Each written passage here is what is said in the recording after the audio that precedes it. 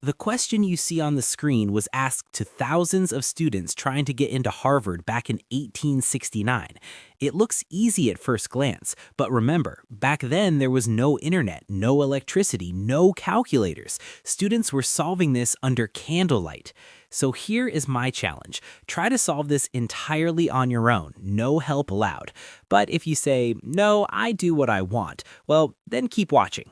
If you got stuck while solving this, I am 100% sure you tried to solve it like this.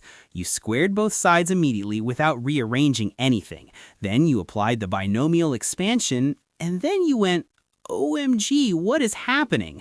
Things got messy. You tried to clean it up, group the terms, and isolate the square root, but you realized you were dealing with huge numbers and you just gave up. My friend, that was the hard way. You just wasted your time. Let me show you the smart way. First, let's isolate one of the square roots. So square root of x minus 9 equals 9 minus square root of x. Now we square both sides. On the left, the square kills the root, leaving x minus 9. On the right, we expand it. 81 minus 18 square root of x plus x. Look, there is an x on both sides. Subtract x from both sides and they vanish. We are left with negative 9 equals 81 minus 18 square root of x. Let's isolate the root term.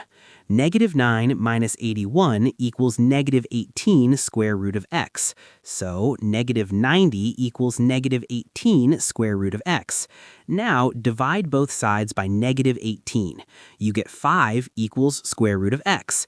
Square both sides one last time, x equals 5 squared. And boom, x equals 25.